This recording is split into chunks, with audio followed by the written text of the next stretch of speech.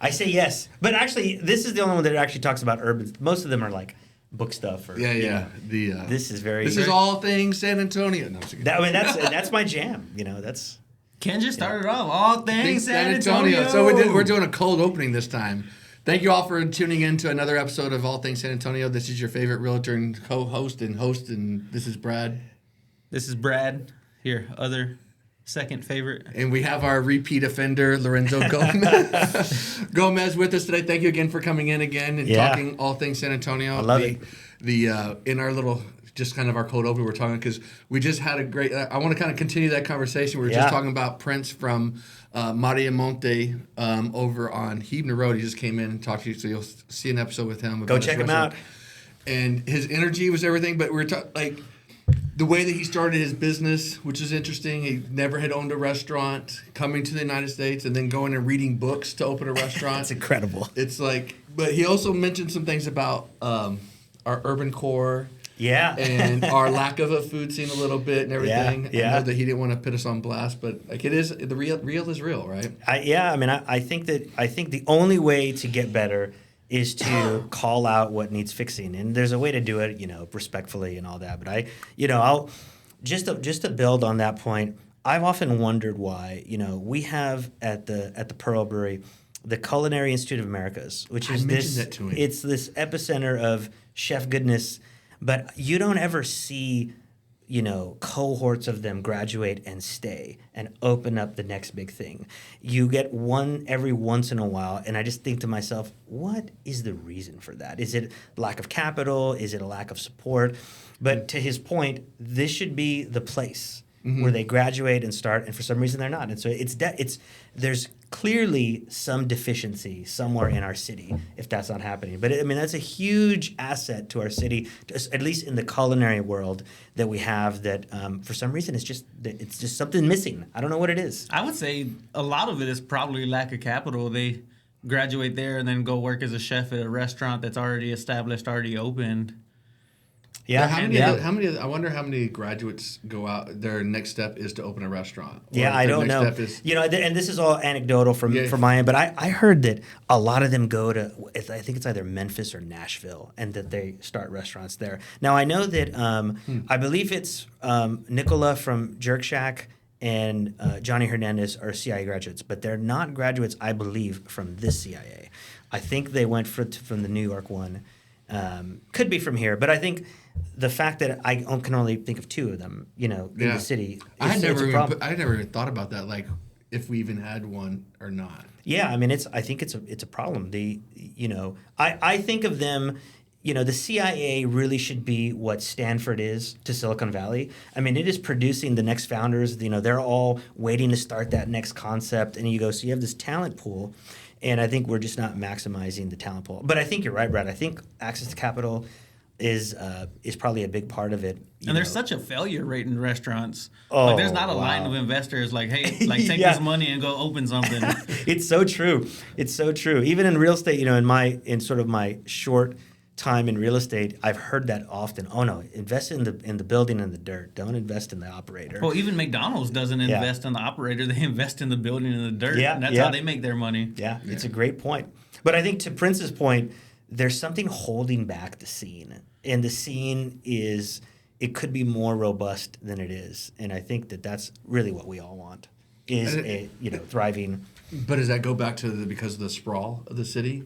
Because you get out to, Alamo Ranch or whatever, and you've got your set restaurants already that are going the corporate restaurants that are going in there. So your mom and pop restaurants, it's hard to open up in those areas where you're competing against name recognition, branding and all these other things. You're supposed to be in the best retail locations and all of that stuff. Like it's always more difficult. And again, I'm gonna shout him out as more, but Prince, to have someone who's a 6-year immigrant to the United States, 1 year into San Antonio, and to make that leap shows that it can be done with the right kind of intestinal fortitude. Yeah, I think as an urban nerd, when I think about the urban core, I think that the future has to be small, micro, meaning I wish that there were New York size footprints in real estate, in retail. so that an operator can try their hand, and if they fail, failing in 1,500 square feet is a lot less devastating than failing in 5,000 square feet. Mm-hmm. And so I think this is what gets me excited about the potential of it. But I think San Antonio has operated for the most part, specifically in commercial real estate, big box, right? Just maximize, get the biggest tenant in there, and I think we could use a lot of, I give them a shout out, Beacon Hill Deli.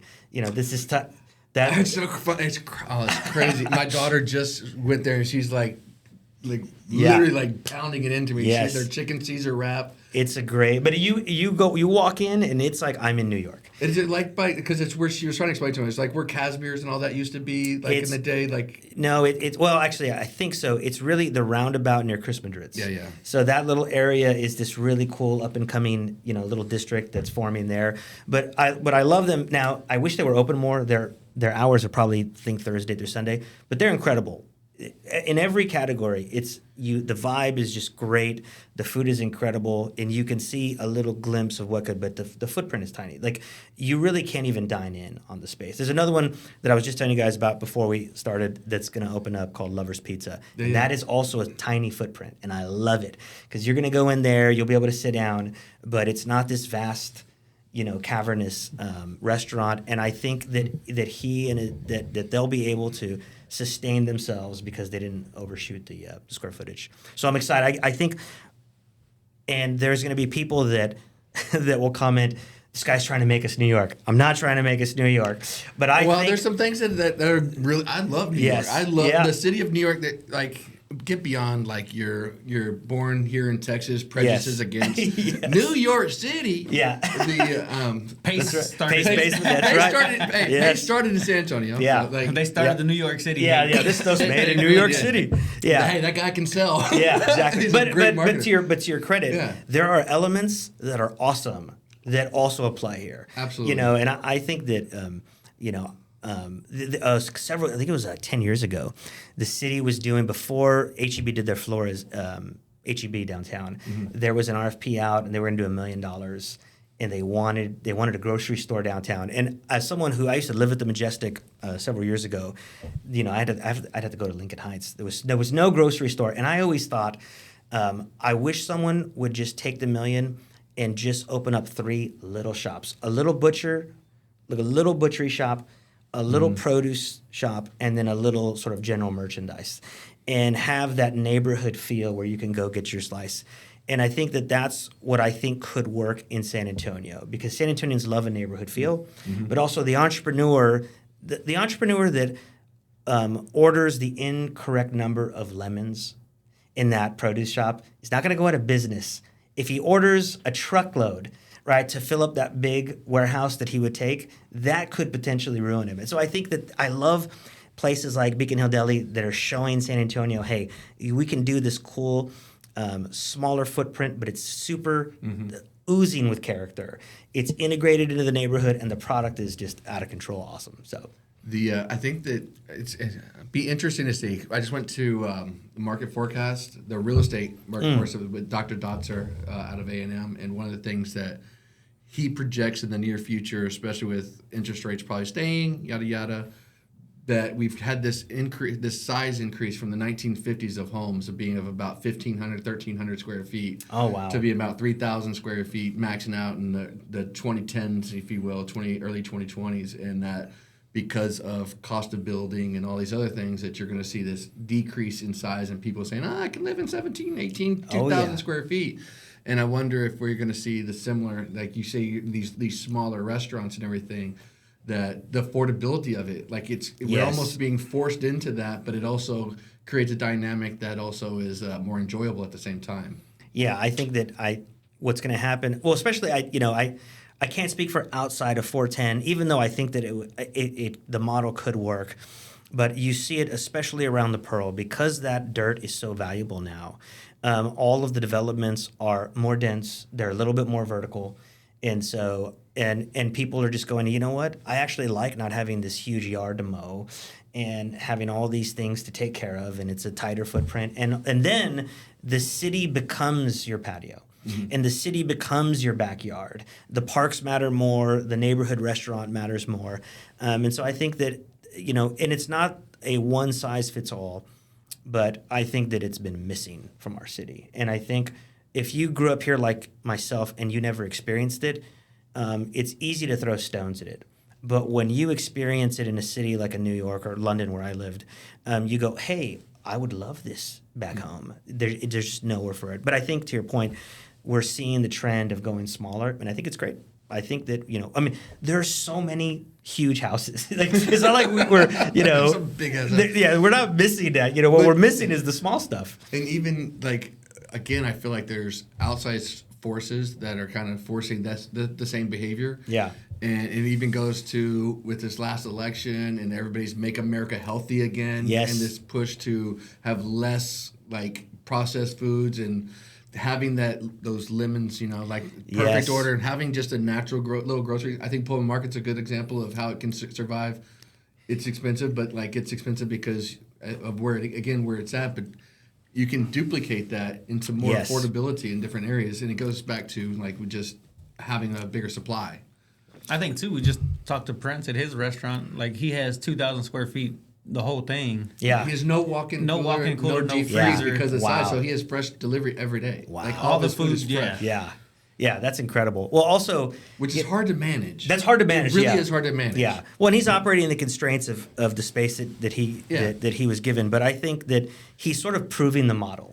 Like, he can make it happen in a, how many reviews did you say he had? He said It's like crazy. 1,500. Open 9 months and has 1,500. That's incredible. I And he the said guy's- 5% of people leave a review. That's crazy. Yeah, and he 5 to 10 days. He goes. He got a couple bad ones, and he goes, and I deserved them. Oh, wow. he goes. One took a picture and this and that and everything. She and didn't he get goes, enough sauce in her he goes, to-go order. He Yeah. goes. He goes. We messed that one up, and he goes, okay, we apologize, but yeah, he's a it's personality. Well, to what we were talking about earlier, I remember the house I bought before the one I'm in now that I sold was 1.5 block away from the Pearls on Park Street. And when I bought it, it was a dump. I mean, there were ants coming out of the shower head. And I remember my realtor, really good guy, but he specialized in suburban assets. And he just didn't, he was so unmotivated. He was trying to talk me out of it. And I finally had to tell him, I said, hey, man, I said, and it was $230, right? Which I should have never sold. Anyways, I told him, I said, you don't understand the cost of living value that I see on this house. I said, to walk from my front door to the Pearl and to go to local coffee and get a coffee is worth $100,000 of cost of living, of value of cost of living to me. I said, and to walk back at night for dinner is worth another $100,000 of quality of life. I go, so I'm not buying it because of the foundation, you know what I mean? Which we can both see walking in, and I'm not even an expert. I'm buying it for the walkability. I'm buying it so that I can go and get those steps in just organically by going there. The river's right there, which I used every day walking up and down. And so this is a different value proposition than some other real estate products. Not that, again, one's not better than the other, but at that time in my life, I was like, I am paying the premium gladly. That's what for fits your these things. lifestyle, yeah. And that's exactly what it is. And so I think that, to me, the smaller neighborhood feel of it is going to be a premium, but I think San Antonio can handle it, and I actually think when people see it, they love it. If you talk to anybody that lives in Beacon Hill or even near that, they all know about Beacon Hill Deli, and they all rave about it. They all love it. It's like everybody's shop. I told him yesterday, I was like, next year, I think, the LA Heights area and stuff like that, which is kind of right there. Yes. It's like, yes. that's exactly where I want to buy a house. Yes. It's a great area. It's where my mom lives. It's great, and it's still coming up. There's a lot of growth and a lot of potential appreciation. Well, we found that house value. that house on University in case you want it. Oh my God. You're talking about foundation? Is that literally like you could put just turf on it and it would be the most undulated green. It was like a wacky go. Yeah.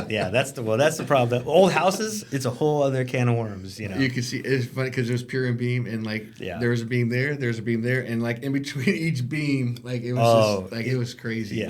Yeah. It's You never know down there. That's the problem with the urban. It's all a trade off. And I was like, I'm willing to put up with some uneven floors, for Yeah. the other side of it. Park's a beautiful street. Yeah. Oh yeah, it's great. And also, I could see and still do all of the development happening around there on McCullough and St. Mary's, but really it's the Pearl. And again, I think that Graham Weston, who owns Weston Urban Downtown, he always used to say that the Pearl is the greatest philanthropy ever given to the city, even though it's a for-profit real estate development. It truly is a gift. And I think I was there the other day and I saw another couple getting married right there next to the bridge, and I just think this is a free venue, but the backdrop is so gorgeous. Right, their backdrop is the Hotel Emma, which is this Michelin-starred, hotel, and that's his gift. Is I can't afford to stay there, but I can do my graduation pictures in front of there, and it's a gorgeous backdrop. I mean, that's really awesome. All the volleyball pictures, like the team Yeah. pictures and everything, they're always on Oh, there. yeah. Like, it's crazy. All Yeah. the realtors take their Yeah. Yes. Mug- Every mug realtor shots, has yes, a shot on shots, that. yeah. Yes, I saw. It's either on that bridge or the Walker The Bridge Hayes- over by the Outlaw Yes, Brewing. I saw. I think it was a law firm Street Bridge, yeah. inside of the Sternworth bar during the day. Then they did their whole corporate team shot inside of the Sternworth, which again, it's a gorgeous setting. So it's I think that it's a very special place. And if you haven't been, you need to go. And for those that have been, it's special because it was designed with the rules of big urban cities like New York, but Kit Goldsberry and team just incorporated it in a very San Antonio way. It's very brutal. But it's very, but they also in not only New York, though. Like I remember traveling, being in Silicon Valley, Palo Alto area, and everything like that. Oh, yeah. Like the garage, like having a Yes. garage. Yes. It's like so important, and they start off when no one's using it. It's free forever, but like still, it's free for the first 2 hours. Right.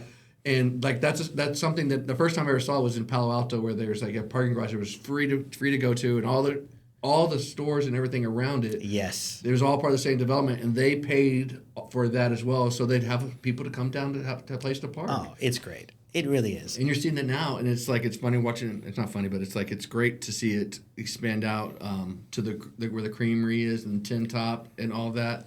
Like what Costa Pacifica, the Margarita Garden right there. Yeah, that's a great little area. And their bar, like we were out there the other day, and this is a shout out for the Texas Rodeo. Oh, okay, yeah. They've got a tequila and a wine that they're doing called Sur Tierra, like Southland. They've got a wine and they've got a tequila that's branded Sur Tierra, and it's got the S is the cowboy, the San Antonio. Oh, Rodeo no logo. way. That's awesome. So a portion of all of the proceeds from that you buy Goes that to the tequila rodeo. goes back to the rodeo and stuff like that. That's cool. Which is a really good. I was like, that's a great partnership. Yeah. And they were doing the tastings. So it's good tequila. Yeah, Good that's wine. hey. What's not to love about that? Good. It's pure San Antonio. It's Yeah. things like moving things around, supporting each other. What can Yes. bring more to San Antonio? Yeah, that's what we need more of. I think A it's lot cool more. right there by the Pearl on the other side of the highway. That little open field that they have, it'd be like a pumpkin patch one month and like an ice skating Oh, rink the yes. next month. Yeah. I forgot what that area is called, but they always have something going on there.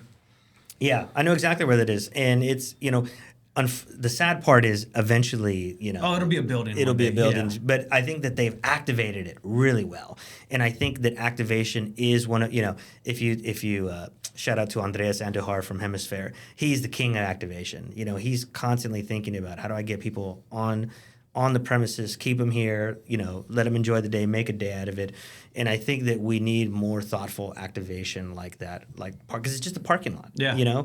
And yet it's packed every time. There's a pumpkin patch, or there's whenever there's Christmas skating, stuff there. yeah. Yeah, it's really awesome. And that Broadway corridor now going back in is sort of coming back to life very rapidly ever since they reopened it after the construction. And so I think that construction project. Oh yeah, that's probably one of the hottest urban areas in my opinion. Specifically River North, elsewhere, Beer Garden. Shout out to Taryn.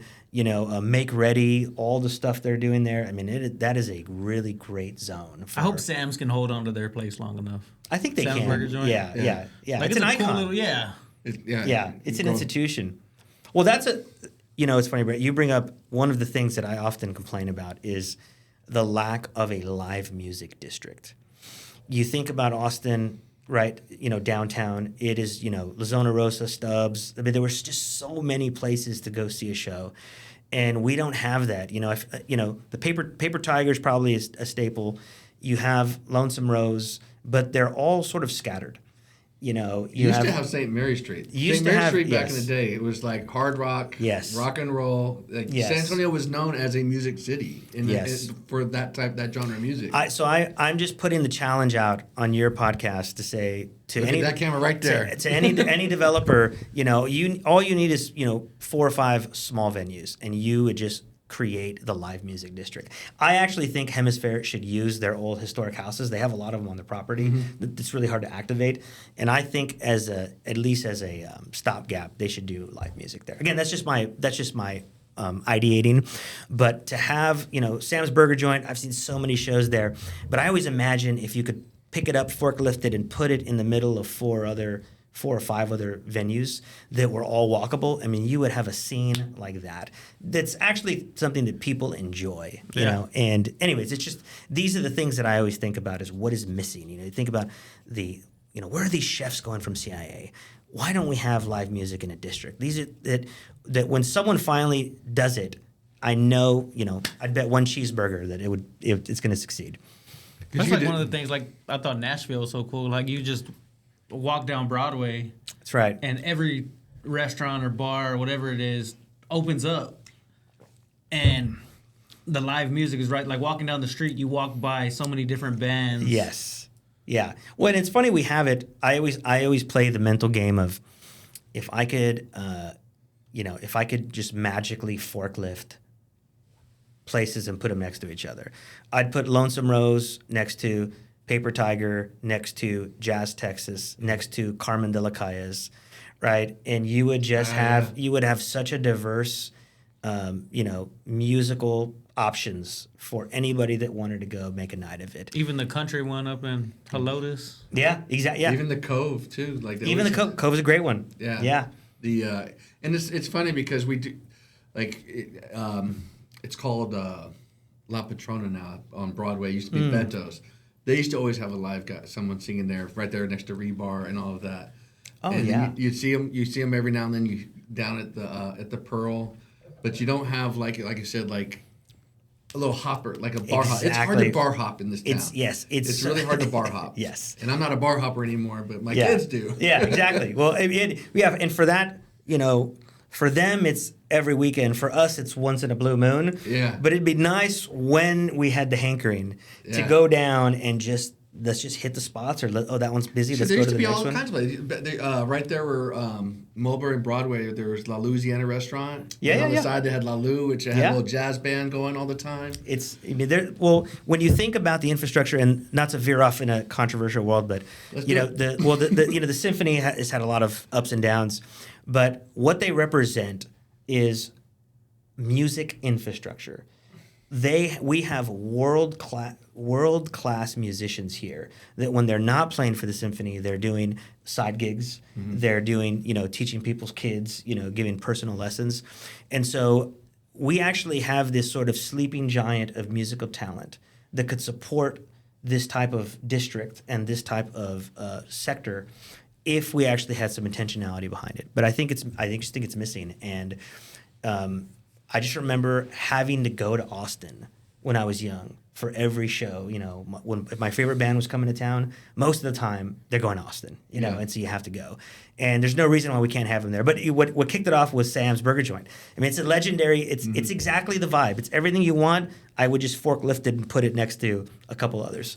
Now you could do something sort of near it, maybe on the east side of Broadway, but it's got to be walkable. And I think that's the key. I think it will happen. It's just a matter of when. And a lot of it goes back to also, for me, like on Broadway, is like not necessarily the lack of parking, but the lack of knowing where to park. Because there's I can't remember what it's called now. Right there on Grayson, on the corner, it's been like 3 different restaurants, tacos and tequila. I know exactly where it's at. Yeah. And they always have good food. But nobody knows you can park right behind in the little parking garage. It's like there's a whole parking garage ready for them, and nobody knows it's there. I found out about it. I was like, holy shit! Like that little footprint it's too too New York for San Antonio. Yeah. Like it's so, people need a simple story for how do I get there, how do I get in and out, and it's just I feel bad for it too because It's a tough location. It's a tough location, and I hate to see someone struggle, that's so close to so much density in the Pearl. But yeah, you're right. It's got to be easy. I think that last mile transit is something that I care about. Obviously, I joined an electric vehicle company called The Local, and I think that the reason I did was I want to imagine a city where even if you Uber downtown, you could have enough last mile transit to just hop from zone to zone. I should be able to get from Pearl to Southtown without having to get back in my car or get in a taxi. There should be enough. Enough consistency with vehicles to get you to where you're going, where you can just hop all the districts.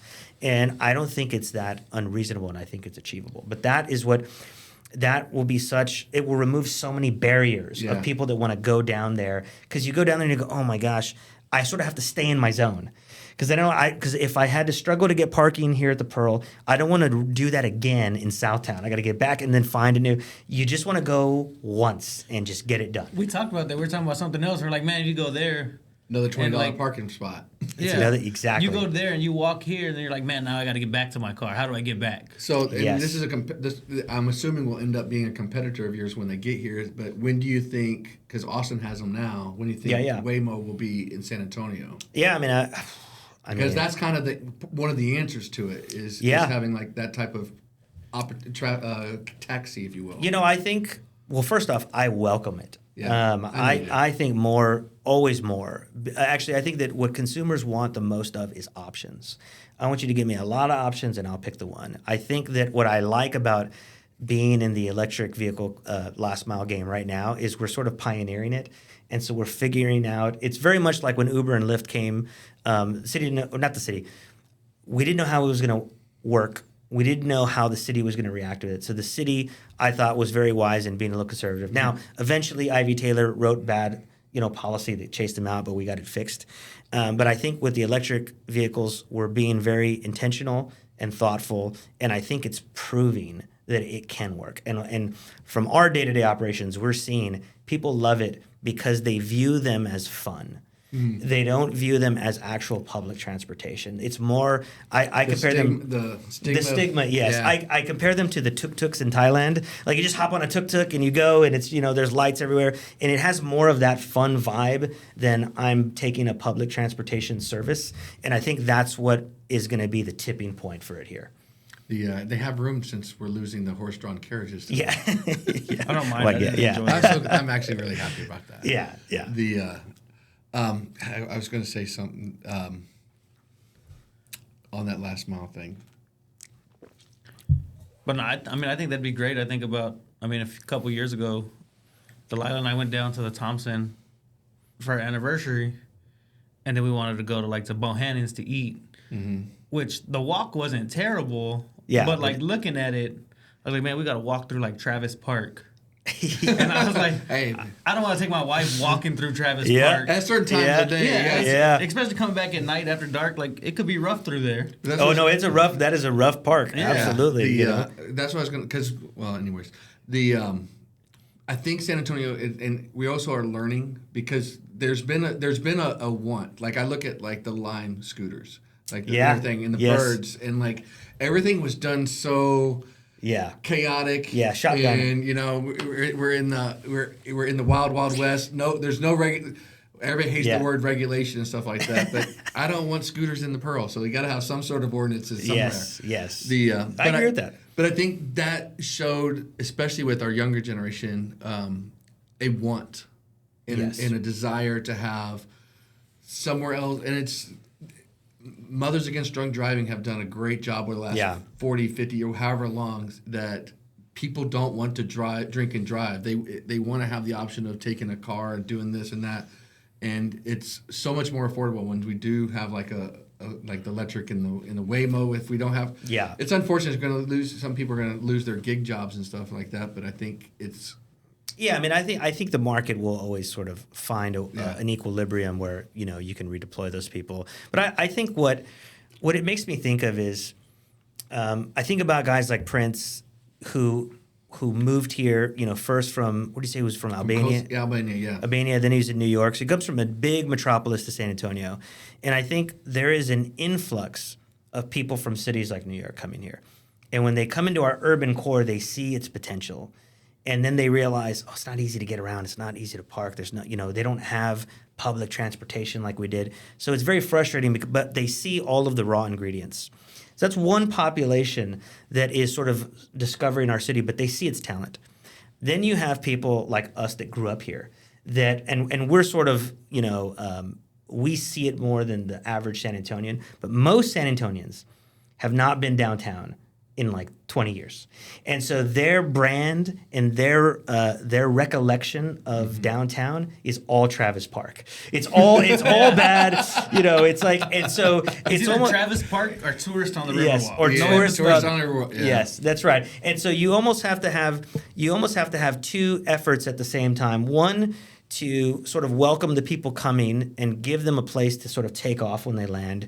And then you have to make it easy for San Antonio natives to rediscover downtown. Yeah. There has to be a rediscovery. And you see it all the time. People go, oh my God, I didn't know any of this was down here. And I have a friend who lived out in Stone Oak, and he told me once that, he was working, I think it was in like a doctor's office, and someone invited him to First Friday. He had never been. Oh. And so we go to First Friday. There's all these people walking, and we started their house. They said, we're going to walk to our other neighbor's house. And his mind was blown, so much so that he went back home and said, I'm moving downtown. And his family freaked out. Wow. They were like, what are you talking about? And I think one of the family friends called me to have an intervention with him. And they were like, hey, he wants to move downtown. And I was like, yes. I was the drug dealing enabler. Usually get some more of that downtown stuff. But I think it's because he had rediscovered it in a way that most San Antonians just haven't, because they said, why would I go downtown? There's nothing.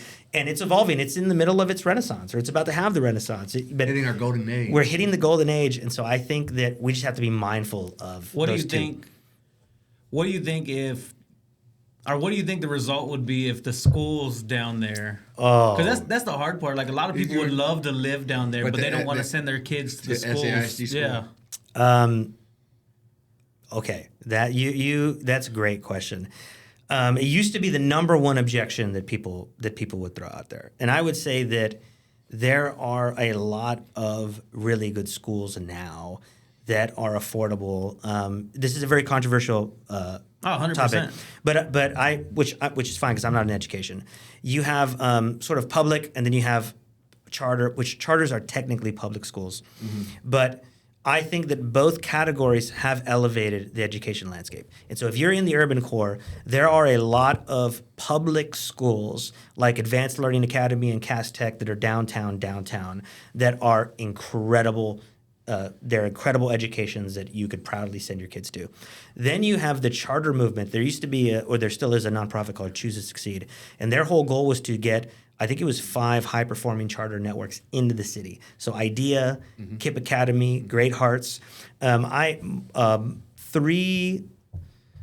of my nephews and 1 of my nieces went to Great Hearts, and the waiting list to get into that school was just out of control because it's such a high caliber free charter school if you can get into it.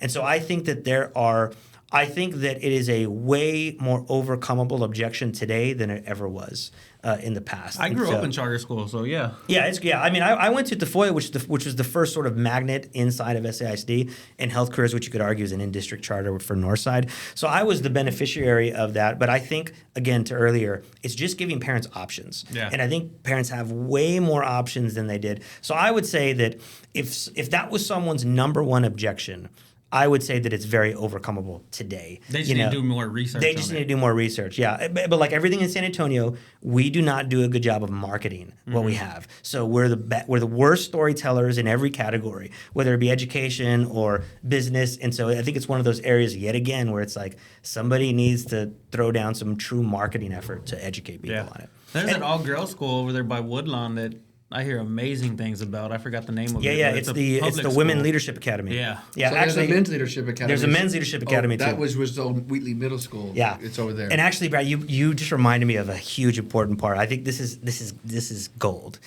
because I need to address the real estate world. and this is actually, I think that specifically residential real estate agents are the most influential salespeople in the city.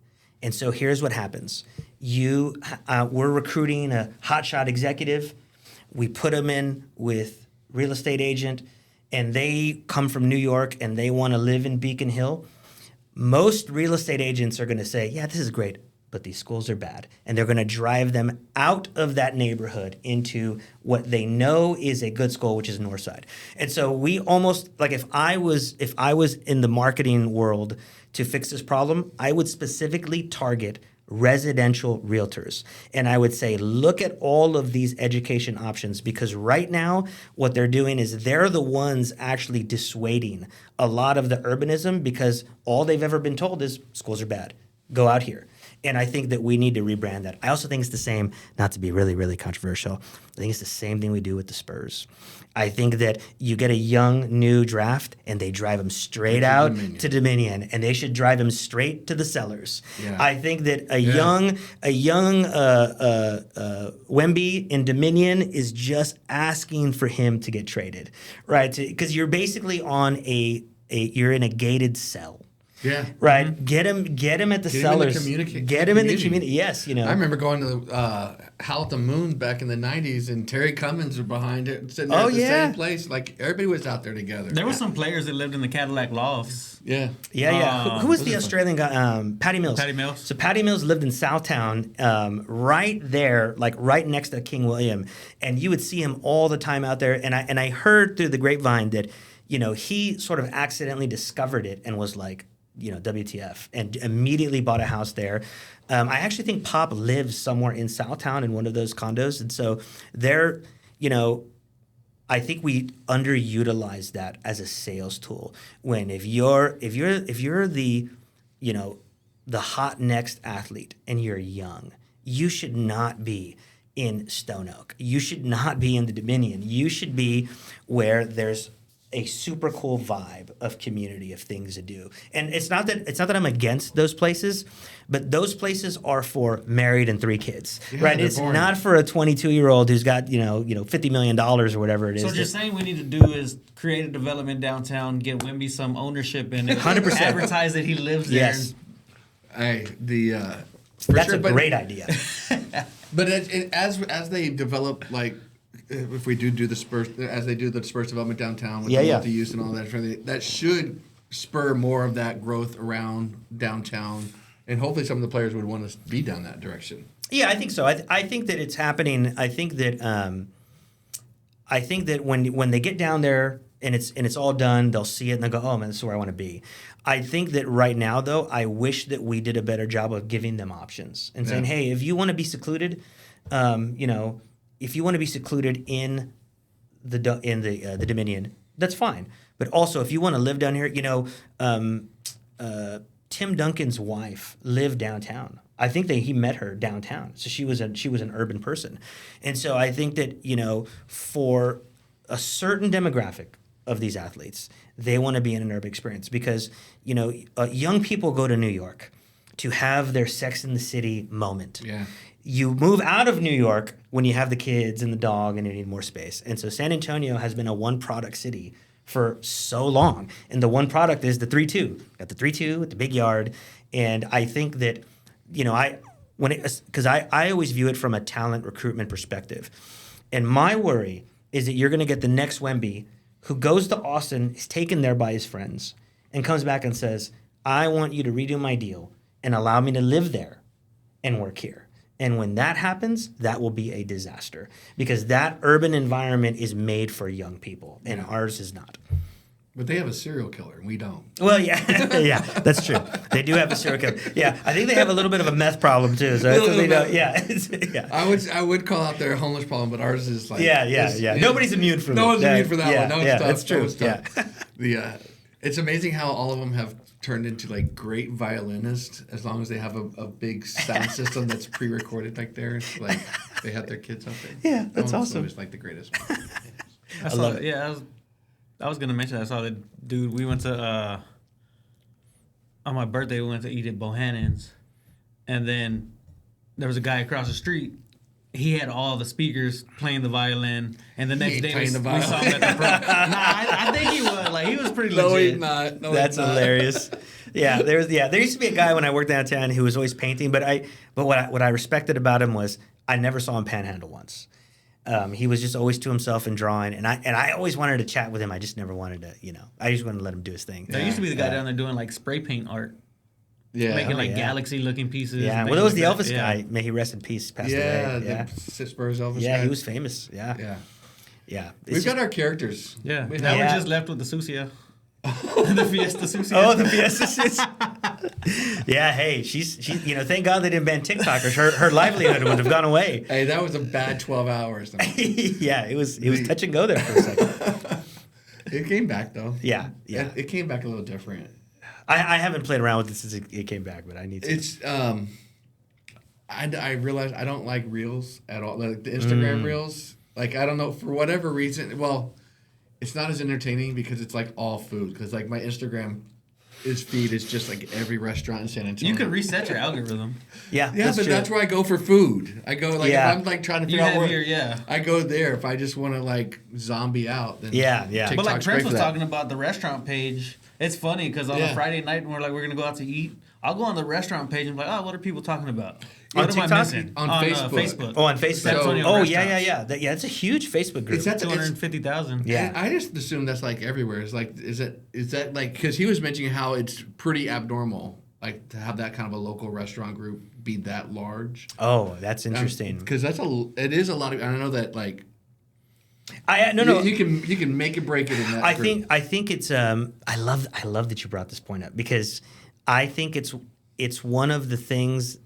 I think he's correct in that it's abnormal, and it's San Antonio's way of trying to solve our sprawl.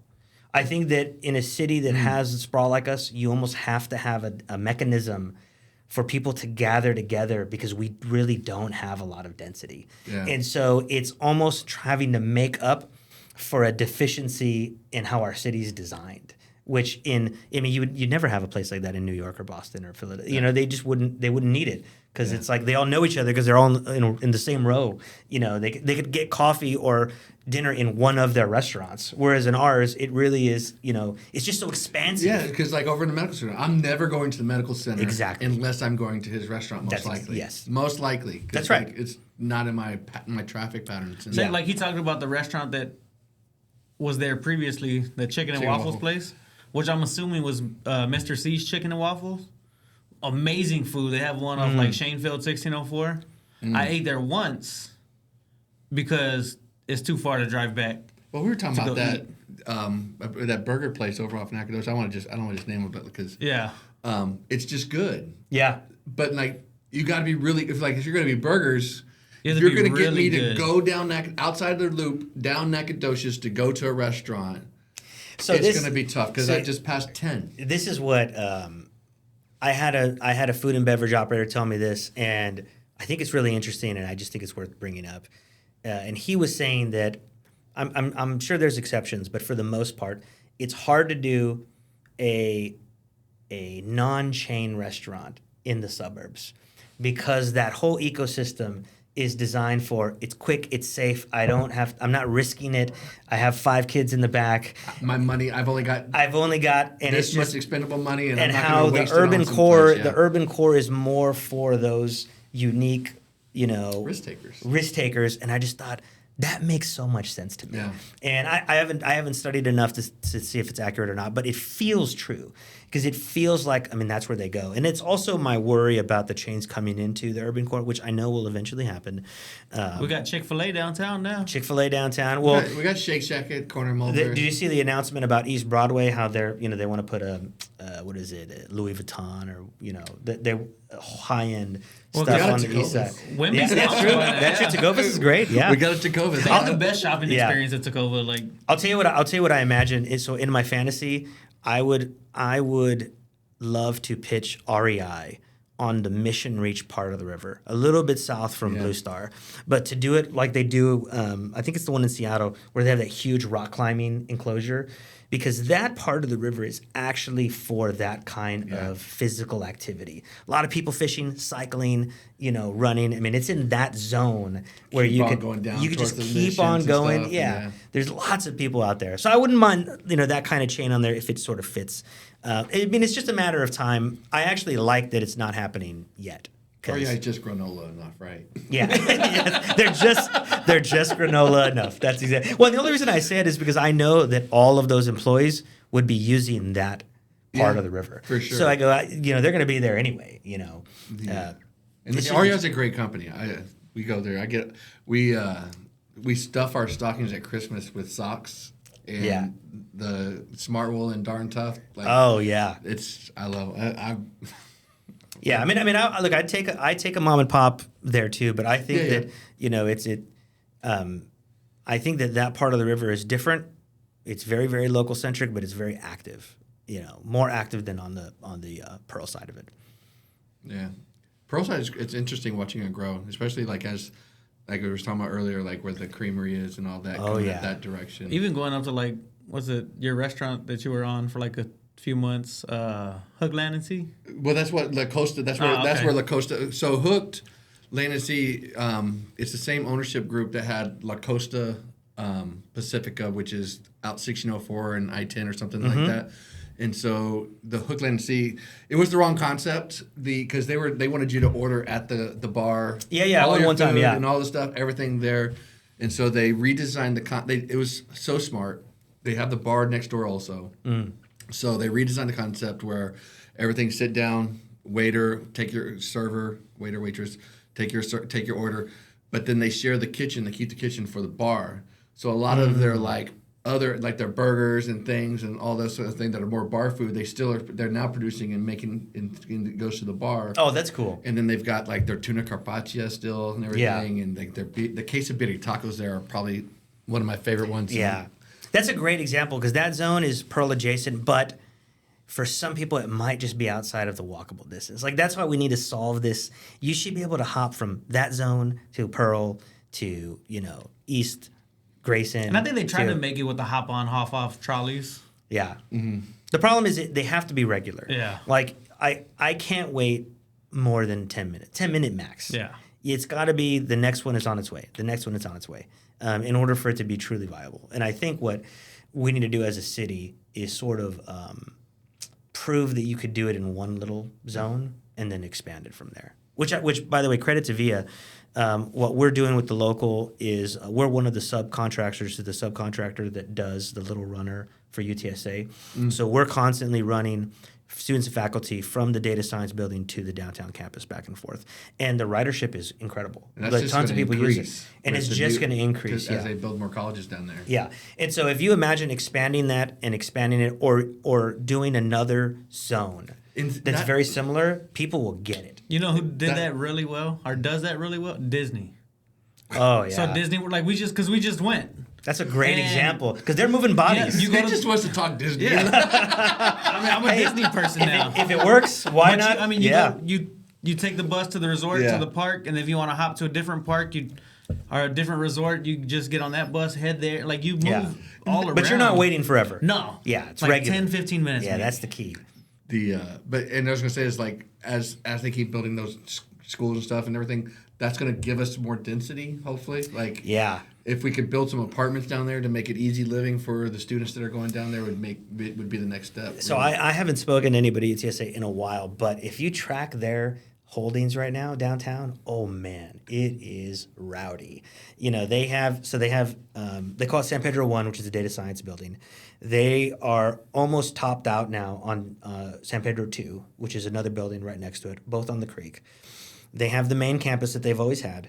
They just bought, and then they have a couple acres that they bought from the county. I forget where they were. Or no, maybe that's where those two are. Anyways, they just bought another block across from City Hall.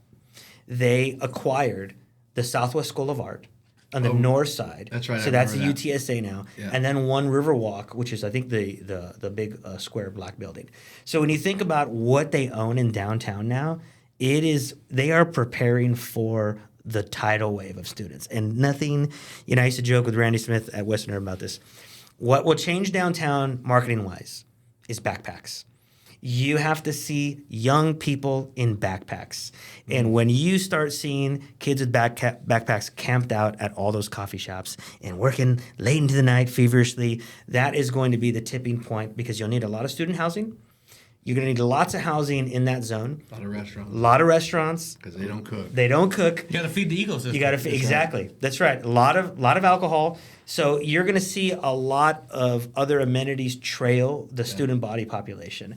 And the conservative estimates that Taylor Amy, who's the president, has given is it's going to be 10,000 students. That is going to change the game of it. But I love right now, because a lot of people in San Antonio talk and never execute. Well, they're on this acquisition rampage, and they're going, and in my view, it looks like they're actually going to deliver on what they promised. That's awesome. Which would be great. I was talking to my buddy. He lives in Austin, and he was like, "Man, I sold my car like back when the cars were crazy." He's like, "I haven't owned a car in like 3 years." Yeah. He's like, "I sold my car for like $4,000 more than I bought it for. Threw that into like a high interest account and just like let that chill." So he's one of the ones that is probably gonna do some investing with us. But yeah. So he hasn't owned a car in years. I would love to not own a car. I would love. Oh my gosh. I would see. Okay. I hate driving so goddamn much. So no. Actually, you know what I hate? I hate traffic. Traffic is, because I live in a world downtown to where I avoid it for the most part. So it's not that bad. Where do you live at? I live just south of Southtown near Confluence Park. Okay. So on the other side of 90. And so I can get into Southtown super fast, and I can get 35 or 21 to get there. But I would say that this is one of my pitches. I actually think it's an article I'm going to write. And the article is titled, "Get Those Hippies Off the Road." But it's not what you think. It's, hey, most people in Texas think that when you talk about alternative forms of transportation, they think you want to take their car away. And I say, oh, no. I want to make your car driving experience better. Because if you gave me options like last mile transit, like a subway, like a train from here to Austin, I would never get rid of my car, but I would use it less. Right. And so you can drive your Z71 on 35 and let its hair down and go 100 miles an hour. For every Lorenzo and Ken you pull off the road, you're decongesting what's actually there right now. And so to me, room. Yeah, it's just giving you room. And that is the pitch. But that's, again, we're so bad at selling. Yeah. That is actually what we need to have in the sales pitch is we're not going to take away your car, but we want to give other people options, and they're going to get off the road. And they're not going to be in front of you anymore, driving like crazy people, and you can just, let that truck do what it was made to do, baby. Let it drive. And use that trailer hitch that you never use. Use that make sure that you have on there. Yeah, which is great. Because I'm like, I'll be on the train going to Austin to have lunch, meeting, come back, and it'll be great. Yeah. You can't go have lunch in Austin, though, because then you're supporting their restaurants. You got to go there you're come right. back and eat lunch. So I say in this hypothetical scenario, this is after the San Antonio scene has matured and everybody's making, everybody's rich. And then we go, yeah. We're all going to get rich. Sweet. Well, we appreciate this. Another episode with Lorenzo. Always great conversation about Thanks for San having Antonio. I'm sure we'll have you on soon. Hit that like and subscribe button and tune in to Lorenzo next week. Yeah. Is there anything that you need to promote or you want to talk about or anything? Or I guess the only thing is so I have another venture that I'm a part of that's going to be launching here pretty soon called The Voice of San Antonio. And it's a site that just focuses on contributor-based content. So there's no journalists. It's just people submit personal stories, ideas, or hot takes on things like what we talk about in here. And so it's just a place where we want to be able to curate good content for people who are doing awesome things and being pioneers and giving them a voice to sort of share it broadly. And so that'll be launching in February. That's awesome. We need an All Things San Antonio column to promote all the people we have on the podcast. Every restaurant, every piece. I'm totally down for it. Yeah, awesome. So I'm going to have a column. I'm going to have a weekly column called The Urban Nerd, where I'm just talking about, basically the same stuff that we talk about here. I'm just going to write it down. Yeah. That's awesome. So awesome. Sweet. Yeah, hit thanks that for having me, guys. subscribe button. We'll see you guys later.